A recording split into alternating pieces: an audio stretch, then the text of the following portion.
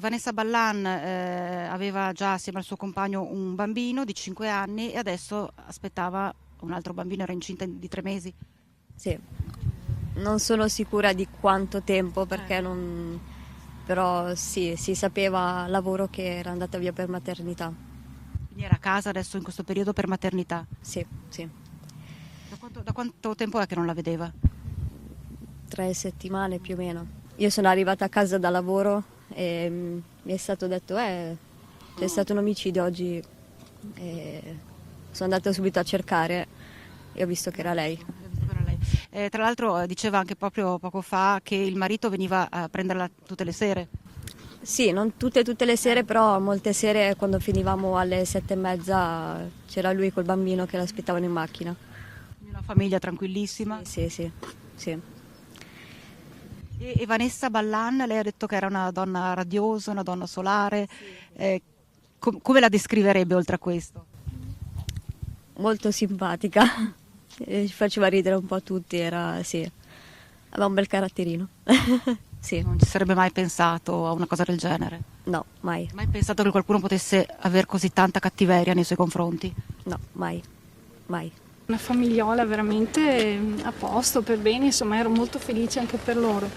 E siamo veramente sotto shock perché ci sembra una cosa del tutto che non trova un resto recuperabile all'interno di un orizzonte di senso, perché è vero che i femminicidi, ho sempre dato e non concesso che di femminicidio si tratti, ci sono, però all'interno di un contesto del genere lo troviamo poco opinabile, insomma. A noi sembrava forse più probabile si fosse trattato di un furto, di una rapina, qualche cosa, anche perché, ripeto, la famiglia è così per bene che non avremmo mai immaginato che potesse trattarsi di un atto di questo tipo. Sì, lei faceva la cassiera, io andavo là come cliente, però è nata, sai, quella cosa che buongiorno, poi siamo passati, magari come stai, come va la vita, era sempre una ragazza serena, una ragazza gentilissima, una ragazza che veramente, un angelo, cioè aveva sempre quel sorriso, cioè, non l'ho mai vista turbata, poi facevamo anche le battute, cioè come va, si tira avanti, oppure dai tesoro, cioè non mi ha mai detto niente di che. Cosa fai di sabato? Faccio io vado a casa, ho i 3 figli, mi fa stai sempre di corsa.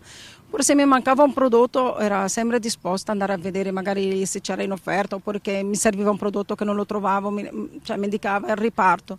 Ma era una ragazza che io ti giuro sono rimasta veramente cioè, scioccata perché non era solamente un rapporto cliente e cassiera, era nata quella cosa, cioè, Quasi un'amicizia.